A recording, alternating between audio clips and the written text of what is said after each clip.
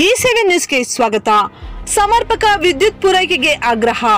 Load shedding ಹೆಸರಿನಲ್ಲಿ ಸಮರ್ಪಕ ವಿದ್ಯುತ್ ಪೂರೈಸುತ್ತಿಲ್ಲ ಎಂದು ಆರೋಪಿಸಿ ಸಮರ್ಪಕ ವಿದ್ಯುತ್ ಪೂರೈಸಿ ಬೆಳೆಗಳ ರಕ್ಷಣೆ ಮಾಡಬೇಕು ಎಂದು ಒತ್ತಾಯಿಸಿ ರಾಜ್ಯ ರೈತ ಸಂಘ ಹಾಗೂ ಹಸಿರು ಸೇನೆ ವತಿಯಿಂದ ಮಾಲೂರು ತಾಲೂಕಿನ ಮಾಸ್ತಿ ಬೆಸ್ಕಾಂ ಇಲಾಖೆ ಉಪಕೇಂದ್ರದ ಮುಂದೆ ಪ್ರತಿಭಟನೆ ನಡೆಸಲಾಯಿತು. ರಾಜ್ಯ ಉಪಾಧ್ಯಕ್ಷ ಕೆ ನಾರಾಯಣಗೌಡ ಮಾತನಾಡಿ, ಬೆಳೆಗಳಿಗೆ ಮಾರುಕಟ್ಟೆಯಲ್ಲಿ ಉತ್ತಮ ಬೆಲೆ ಇದ್ದು ಲಾಭ ಬರುವ ಸಮಯದಲ್ಲಿ ಬೆಸ್ಕಾಂ ಅಧಿಕಾರಿಗಳ ಬೇಜವಾಬ್ದಾರಿಯಿಂದ ಸಮರ್ಪಕ ವಿದ್ಯುತ್ ಪೂರೈಕೆಯಾಗದ ಕಾರಣ ಬೆಳೆ ಕಣ್ಣ ಮುಂದೆಯೇ ಒಣಗಿ ನಾಶವಾಗುತ್ತಿದೆ ಎಂದರು. ತಾಲೂಕು ಅಧ್ಯಕ್ಷ ಹೊಸಹಳ್ಳಿ ವೆಂಕಟೇಶ್ ಮಾತನಾಡಿ, ರೈತರು ಅಳವಡಿಸುವ ಟಿಸಿಗಳಿಗೆ ಲಂಚವಿಲ್ಲದೆ ಕೆಲಸವಾಗುತ್ತಿಲ್ಲ. ದುಬಾರಿ ಬಂಡವಾಳ ಹಾಕಿ ಬೆಳೆದಿರುವ ಬೆಳೆ ರಕ್ಷಣೆಗೆ 12 ಗಂಟೆ 3 ಫೇಸ್ ವಿದ್ಯುತ್ ನೀಡಿ ಎಂದು ಒತ್ತಾಯಿಸಿದರು. ಪ್ರತಿಭಟನೆ ಸ್ಥಳಕ್ಕೆ ಆಗಮಿಸಿದ ಬೆಸ್ಕಾಂ ಇಲಾಖೆಯ ಎಇಎ ಅನ್ಸರ್ ಪಾಷಾ ರೈತರ ಮನವಿಗೆ ಸ್ವೀಕರಿಸಿ ಮಾತನಾಡಿ, ವಿದ್ಯುತ್ ಸಮಸ್ಯೆ ಇರುವುದು ನಿಜ, ನಿರಂತರ ಜ್ಯೋತಿಯಲ್ಲೂ ಅಕ್ರಮ ನಡೆದಿದೆ. ಸಮರ್ಪಕ ತನಿಖೆಗೆ ಮೇಲಾಧಿಕಾರಿಗಳಿಗೆ ವರದಿ ಕಳುಹಿಸಲಾಗಿದೆ. ರೈತರ ಹಿತ ಕಾಯುವೆ ಎಂದು ಭರವಸೆ ನೀಡಿದರು.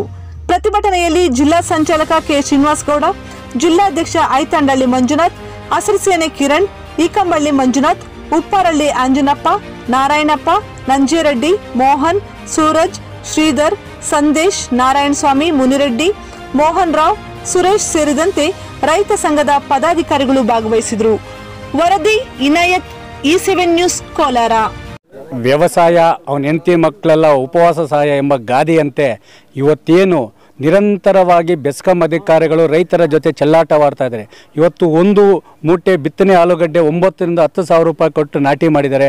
ಅದರಂತೆ ಕ್ಯಾಪ್ಸಿಕಮ್ಮು, ಟೊಮೆಟೊ ಮತ್ತಿತರ ಎಲ್ಲ ಬೆಳೆಗಳನ್ನು ಗ್ರಾಮೀಣ ಪ್ರದೇಶಗಳಲ್ಲಿ ಏನಿವತ್ತು ಕೊರೋನಾದಿಂದ ಸಂಕಷ್ಟಕ್ಕೆ ಸಿಲುಕಿ ಆನಂತರ ಚೇತರಿಸಿಕೊಂಡು ಖಾಸಗಿ ಸಾಲ ಮಾಡಿ ಲಕ್ಷ ಬಂಡವಾಳ ಮಾಡಿ ಬೆಳೆಯನ್ನು ಬೆಳೆದು ಆ ಬೆಳೆ ಉತ್ತಮವಾದ ಬೆಳೆ ಬಂದು ಮಾರುಕಟ್ಟೆಯಲ್ಲಿ ಉತ್ತಮವಾದ ಬೆಲೆ ಇದ್ದರೂ ಸಹ ಕೈಗೆ ಬಂದ ಸಮಯದಲ್ಲಿ ಏನು ಈ ಬೆಸ್ಕಾಂ ಅಧಿಕಾರಿಗಳ ಬೇಜವಾಬ್ದಾರಿಯಿಂದ ರಾತ್ರೋರಾತ್ರಿ ಬೆಳೆಗಳು ಸಂಪೂರ್ಣವಾಗಿ ಒಣಗಿ ಕೈಗೆ ಬಂದ ತುತ್ತು ಬಾಯಿಗೆ ಬರದೆ ರೈತರು ಮತ್ತೆ ಖಾಸಗಿ ಸಾಲಕ್ಕೆ ಸಿಲುಕಿ ಕೃಷಿಯಿಂದ ವಿಮುಕ್ತಿ ಹೊಂದಿ ಆತ್ಮಹತ್ಯೆ ಮುಖ ಮಾಡ್ತಾ ಇದ್ದಾನೆ. ಇಷ್ಟೆಲ್ಲ ಅವ್ಯವಸ್ಥೆ ಇದ್ದರೂ ಸಹ ಬೆಸ್ಕಾಂ ಅಧಿಕಾರಿಗಳು ಒಬ್ಬ ರೈತರಿಗೆ ಸಂಬಂಧಪಟ್ಟ ಟಿಸಿ ಏನಾದರೂ ಸುಟ್ಟು ಹೋದರೆ ದಿನದ 24 ಗಂಟೆಯಲ್ಲಿ ಉಚಿತವಾಗಿ ಆಗಬೇಕು. ಆದರೆ ಈ ಒಂದು ಬೆಸ್ಕಾಂ ಅಧಿಕಾರಿಗಳು ರೈತರಿಂದ ಲಂಚವನ್ನು ಪಡೆದು ಒಂದು ಟಿಸಿ ಆಗಬಾರ್ದು 10 ರಿಂದ 15 ಸಾವಿರ ರೂಪಾಯಿ ಲಂಚ ಪಡ್ಕೊಂಡು ರೈತರ ಜೊತೆ ಚೆಲ್ಲಾಟವಾಡ್ತಾ ಇದ್ದಾರೆ. ದಿನದ 24 ಅವ್ರಿಗೆ ಯಾವ ರೀತಿ ಯಾರು ಆಗ್ಬೋದು, ಅವ್ರಿಗೆ ಇಷ್ಟ ಬಂದ ರೀತಿಯಲ್ಲಿ ರಾತ್ರಿ 12 ಗಂಟೆಗೆ ಕೊಟ್ಟರು 3 ಗಂಟೆಗೆ ಕೊಟ್ಟರು ಮನೆಯ ಸಂಸಾರವನ್ನು ಬಿಟ್ಟು ಏನಿವತ್ತು ಬೋರ್ವೆಲ್ಗಳ ಬಳಿ ಸಂಸಾರ ಮಾಡಬೇಕಾದ ಪರಿಸ್ಥಿತಿ ರೈತರಿಗಿದೆ. ಆದ್ದರಿಂದ ಈ ಒಂದು ರೈತರ ವಿರೋಧಿ ಧೋರಣೆ ಖಂಡಿಸುತ್ತಿರುವ ಬೆಸ್ಕಾಂ ಅಧಿಕಾರಿಗಳ ವಿರುದ್ಧ ಇವತ್ತೇನು ಮಾಲೂರು ಕೈಗಾರಿಕಾ ಪ್ರದೇಶದಲ್ಲಿರುವ ಎಲ್ಲ ಕಾರ್ಖಾನೆಗಳಿಗೂ ಗುಣಮಟ್ಟದ 24 ಗಂಟೆ ತಾಸು ವಿದ್ಯುತ್ತನ್ನು ಸರಬರಾಜು ಮಾಡ್ತಾರೆ. ಅದರಂತೆ ಮಾಸ್ತಿ ಹೋಬಳಿಯಲ್ಲಿ ಏನಿವತ್ತು ಸೋಲಾರ್ ಕಂಪನಿ ಇದೆ. ಆ ಸೋಲಾರಿಂದ ಸುಮಾರು ಮೆಗಾವೇಟ್ ವಿದ್ಯುತ್ತನ್ನು ಖರೀದಿ ಮಾಡ್ತಾ ಇದ್ದಾರೆ. ವಿದ್ಯುತ್ಗೇನು ಕೊರತೆ ಇಲ್ಲ, ಎಲ್ಲ ಜಲಾಶಯಗಳು ತುಂಬಿದೆ. ಆದರೆ ಏನಿವತ್ತು ರಿಪೇರಿ ಹೆಸರಿನಲ್ಲಿ ಲೋಡ್ ಶೆಡ್ಡಿಂಗ್ ಮಾಡ್ತಾ ಇದ್ದಾರೆ. ರೈತರಿಗೆ ಕರೆಂಟ್ ಕೊಡಬೇಕಾದ್ರೆ ಒಂದು ಬೆಸ್ಕಾಂ ಅಧಿಕಾರಿಗಳಿಗೆ ಏನೋ ಹೇಳ್ತಾರಲ್ಲ, ಖಂಡಿತವಾಗ್ಲೂ ನಾವು ರೈತರ ಹಳ್ಳಿ ಭಾಷೆಯಲ್ಲಿ ಬೈಬಾರ್ದು, ಅವ್ರ ಕೈಗಳಿಗೆ ಏನಾರು ಬಂದು ಹೋಗ್ಬಿಟ್ಟಿರ್ತಾರೆ. ಆ ರೀತಿಯಲ್ಲಿ ಕರೆಂಟ್ ಕೊಡ್ತಾ ಇದ್ದಾರೆ. ಆದರೆ ಇವತ್ತು ಅವರು ಕೊಡುವಂಥ ಕರೆಂಟ್ಗಳಿಗೆ ಗುಣಮಟ್ಟ ಇಲ್ಲ. ರೈತರ ಕೊಳವೆ ಬಾವಿಗಳು 1800-2000 ಅಡಿ ಇದೆ. ಆ ಕೊಳವೆ ಬಾವಿಗಳು ಆ ಮೋಟ್ರುಗಳು ಕೂಡ ಸುಟ್ಟೋಗ್ತಾ ಇದೆ.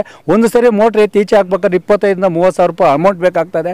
ಇಷ್ಟೆಲ್ಲ ಅವ್ಯವಸ್ಥೆ ಇದ್ದರೂ ಸಹ ಸಂಬಂಧಪಟ್ಟ ಹಿರಿಯ ಅಧಿಕಾರಿಗಳು, ಜನಪ್ರತಿನಿಧಿಗಳು ರೈತರಿಗೆ ಸಮರ್ಪಕವಾದ ವಿದ್ಯುತ್ ನೀಡುವಲ್ಲಿ ವಿಫಲವಾಗಿರೋದನ್ನು ಖಂಡಿಸಿ ಇವತ್ತು ಸಾಂಕೇತಿಕವಾಗಿ, ಯಾಕಂದರೆ ಬೇಸಿಗೆ ಇವತ್ತೇನು ಪ್ರಾರಂಭವಾಗ್ತದೆ, ಸಾಂಕೇತಿಕವಾಗಿ ಬೆಸ್ಕಾಂ ಅಧಿಕಾರಿಗಳು ಏನು ಮಾಲೂರು ಇವತ್ತು ಸಬ್ ಸ್ಟೇಷನ್ ಬಳಿ ಏನು ಧರಣಿ ಮಾಡುವ ಮುಖಾಂತರ ಇವತ್ತು NAW ಬರ್ತಾ ಇದ್ದಾರೆ ಅಂತ ಅವ್ರಿಗೆ ಮನವಿ ಕೊಡ್ತಾ ಇದ್ದೀವಿ. 30 ದಿನಗಳ ಒಳಗಡೆ 30 ದಿನಗಳ 24 ಗಂಟೆಯಲ್ಲಿ ಗುಣಮಟ್ಟದ 12 ತಾಸುಗಳ ವಿದ್ಯುತ್ತನ್ನು ನೀಡಿ ರೈತರ ಪರ ಸ್ನೇಹಿಯಾಗಿ ಬೆಸ್ಕಾಂ ಅಧಿಕಾರಿಗಳು ವರ್ತನೆ ಮಾಡಿ ರೈತರ ಪರ ನಿಲ್ಲದೇ ಇದ್ದರೆ ಖಂಡಿತವಾಗ್ಲೂ ಹೇಳ್ತೇನೆ, ಲಕ್ಷಾಂತರ ರೈತರ ಜೋಡಣೆ ಜಾನುವಾರುಗಳ ಸಮೇತ ಅಹೋರಾತ್ರಿ ಧರಣಿಯನ್ನು ಹಮ್ಮಿಕೊಳ್ಳುವ ಎಚ್ಚರಿಕೆಯನ್ನು ನೀಡುವ ಜೊತೆಗೆ ಈ ನಿರಂತರ ಜ್ಯೋತಿ ಅನ್ನೋದು ಏನಿದೆ, ಆ ನಿರಂತರ ಜ್ಯೋತಿ ಕೋಟಿ ಲೂಟಿ ಮಾಡುವ ಜ್ಯೋತಿಯಾಗಿ ಅಧಿಕಾರಿಗಳು ಮತ್ತು ಟೆಂಡರ್ದಾರ ಜೋಬು ತುಂಬುತ್ತಾಗಿದೆ. ಇವಾಗ ನಾವು ಇಲ್ಲಿ ಹತ್ರನೇ ನೋಡ್ತಾ ಇದ್ದೀವಿ. ಯಾಕಂದರೆ ಒಂದು ಯಾವುದೇ ವಿದ್ಯುತ್ ಕ್ಷೇತ್ರದ ಬಳಿ ಯಾವುದೇ ಗಿಡ ಗಂಟೆಗಳಿರಬಾರ್ದು, ಮತ್ತು ಒಣಗಿದ ಇದು ಇರಬಾರ್ದು. ಆದರೆ ಇಲ್ಲಿ ನೋಡಿದ್ರೆ ಬಾಯಿ ಬಡ್ಕೋಬೇಕು. ಬೆಂಕಿ ಹಚ್ಕೊಂಡ್ರೆ ಅದು ನಾಶ ಆಗೋದು ರೈತರಿಗೆ ಸಂಬಂಧಪಟ್ಟ ಬೆಸ್ಕಾಂ ಅಧಿಕಾರಿಗಳು ಮತ್ತು ಅಲ್ಲಿ ಅಮಾಯಕ ಅಧಿಕಾರಿಗಳೇ ಬಲಿಯಾಗೋದು.